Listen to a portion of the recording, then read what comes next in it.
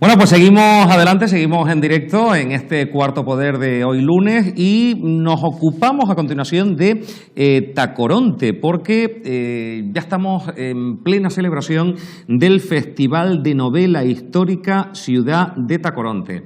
En la Casa de la Cultura arrancaba el pasado día 2, podrán seguir toda la programación hasta el próximo 12 de noviembre. Pero por un lado tenemos el propio festival y por otro tenemos lo que son las jornadas de investigación, cuyo responsable ya se encuentra con nosotros y se llama Antonio Marrero. Muy buenas noches. ¿Qué tal? Buenas noches. Bueno, este festival de novela histórica que ofrece al público esta sección de investigación este viernes por segunda vez, nos habla de trabajos relacionados con historia del arte, historia económica y social, filología, genealogía y toponimia. Casi nada, Antonio. Sí, tenemos una representación variada de todas las disciplinas de humanidades. Seguro que nos falta alguna más, pero bueno, un buen comienzo. Bueno, podemos decir que el pasado viernes arrancaba entre las 5 y las 8:30 de la tarde, es decir, que tuvieron un programa extensísimo. ¿Qué nos contaron allí? En principio pretendíamos que más bien que no fueran unas charlas de 1 hora, sino dar la posibilidad de que asistieran investigadores, tanto titulares de la universidad, doctores y doctorandos, pero con un cierto prestigio, que los temas a tratar fueran sus propias especialidades, y que también fueran de una duración máxima de 20-25 minutos y dar la posibilidad de conversatorios, de que la gente pudiera preguntar y sobre todo que en esa idea de que la investigación genere impacto social, ¿no? que tenga una repercusión en todos, no solo que se quede para una élite académica, sino poderlo acercar a toda la ciudadanía, plantear nuestros temas, que además son tremendamente diversos, porque vamos desde el arte colonial del siglo XVI hasta Óscar Domínguez, toponimia, etimología y demás, poderlo enfocar de una manera llana, en un lenguaje claro, dando por hecho que en el público podía haber todo tipo de gente. Y la verdad es que estuvo muy bien porque la sala se llenó, tuvo un éxito de asistencia, hubo gente que se quedó de pie y demás, porque quien más, quien menos, ya fuera porque le interesa pues el arte sacro, la obra surrealista o cuestiones genealógicas que tienen que ver con los antepasados de Tacoronte, fue un lleno interesante y se generó un debate bastante enriquecedor. Claro, es que al tener tanta variedad y estar hablando de un municipio con tanta historia como Tacoronte, sobre todo hay muchas cuestiones que mucha gente conoce, pero después entramos en muchas ocasiones, que es una de las cosas que más gustan, que es el anecdotario. Esas cosas a veces que están en las fuentes, pero no se profundiza demasiado. Y mucha gente empieza a preguntar, ¿y esta obra por qué llegó hasta este lugar y en tal momento? Ahí estamos viendo incluso imágenes de lo que ocurría, que me parece espectacular poder encontrar toda esa vestimenta para poder trasladar y sobre todo en ese entorno, que es fantástico. Es que ya el viernes lo estaban preparando, porque todos los que tanto asistimos como ponentes como público pudimos ver ya toda la utilería, todo el atrezo de la representación. Pero sí que es verdad que intentamos que no fuera como un repaso por la historia o el arte de Tacoronte, sino poder tocar temas puntuales. Por ejemplo, la persona que inició el congreso, que es la doctora Calero Ruiz, presentó, por ejemplo, una ponencia sobre la dicotomía que se presenta entre el clasicismo y la religiosidad, en el caso de la imagen, que es una de las imágenes cristológicas más veneradas de Canarias, que es el Cristo de la Agonía de Tacoronte, cómo ese Cristo deriva en su posición formal de las representaciones de las Venus.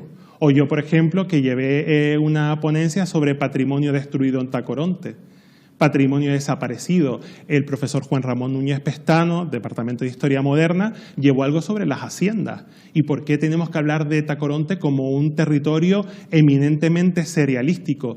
Se plantearon una serie de conversaciones, de diatribas muy interesantes, porque no era lo clásico, no era lo típico, sino que se centraba en temas que resultan como muy llamativos sobre todo porque no se suelen trabajar. Fíjate que en este caso tú que eres investigador universitario en historia del arte, cuando miras el catálogo, es verdad que nos ha pasado no solo en Tacoronte. Uno viaja a Roma y dices tú, Dios mío, ¿cómo se podían hacer esas barbaridades de ver el Coliseo y quitarle todas esas placas para después construir palacios, ¿no? Sí. Es decir, la metedura de pata del hombre históricamente se ha repetido en todo tipo de ciudades, incluso en Tacoronte.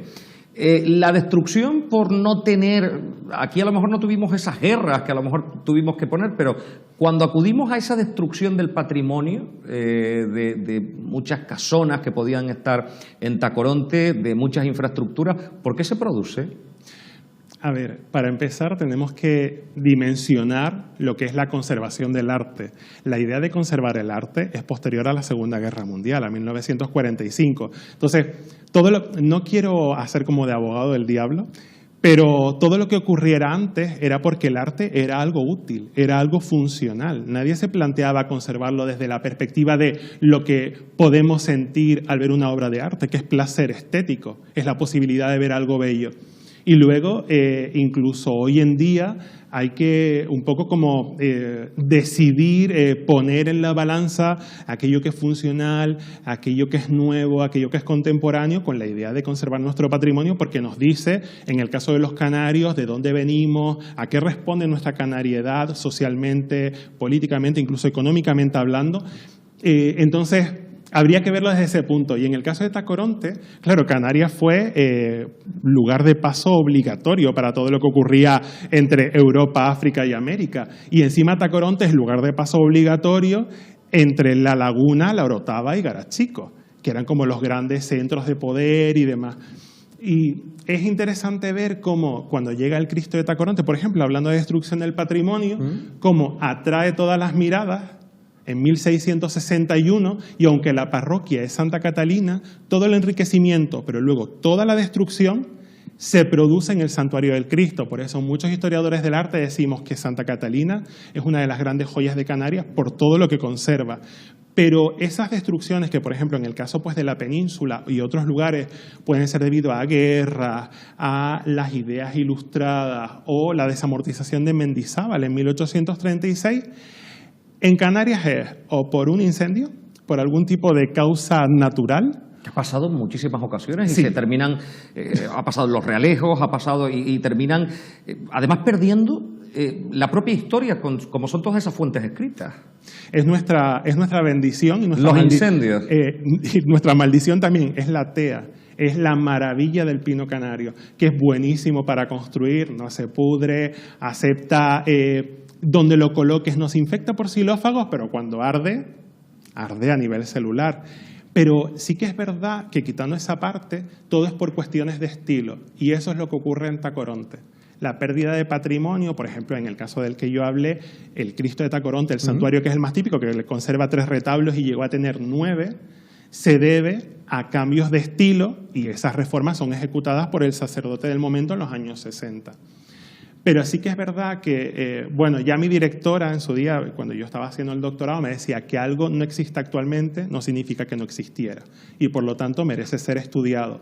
Y entonces también hay, por ejemplo, el tema de las haciendas, la existencia de haciendas, esa tradición vitícola, la producción del vino, que en el caso de Tacoronte es muy tardío, es más bien cerealístico, la presencia de Óscar Domínguez, que aunque no nace en Tacoronte, pasó su infancia en Tacoronte e impacta en su obra posterior, y luego qué decir de los compañeros de filología, pues estudiando cuestiones genealógicas, los primeros pobladores de Canarias, o incluso nuestro compañero Jesús Rodríguez Bravo, estudiando a Gaspar de Quevedo, que se forma en la élite de Zurbarán, que impone una escuela pictórica en Tenerife y que una de las máximas colecciones está en la iglesia de Santa Catalina.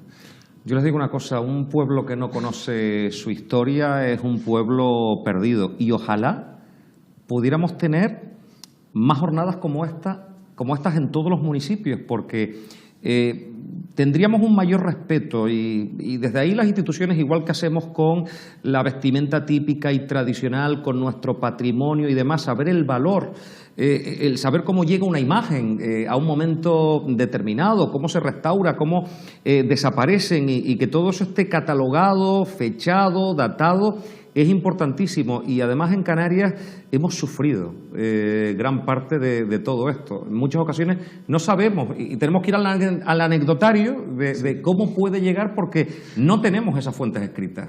Lo primero que además debería generarse es en esa idea de lo canario, ¿no? Que es lo nuestro, la canariedad, aquello que nos identifica, que tiene que ver con la historia. Y absolutamente todas las humanidades se tangibilizan y se vuelven físicas a través del arte. Tú puedes tocar la historia, la filología, la filosofía, porque existen obras de arte que transforman todo eso en materia. Entonces también hay que reeducar y acostumbrar a que es tan absolutamente identitario de lo canario, aquello que es aborigen, como un cuadro de Gaspar de Quevedo, una escultura de Luján Pérez o una pintura de Óscar Domínguez.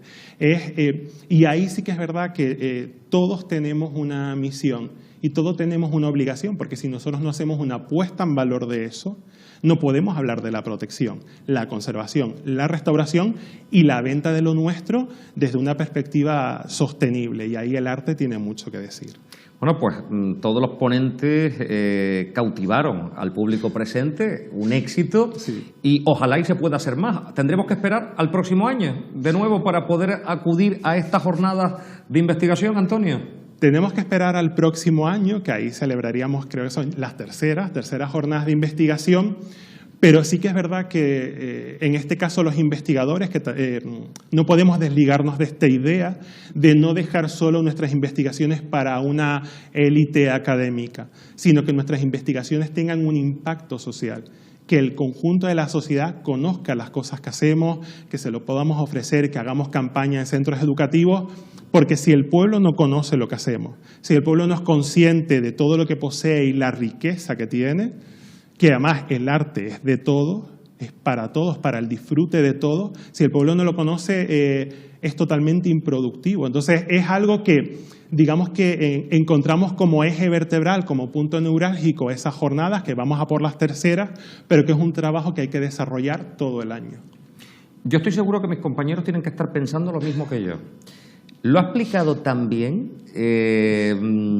además porque sin ese argot a veces específico que utilizan pues los especialistas en la materia, que todo el mundo lo entienda, que yo lo acabo de ver, ¿o no, Adrián?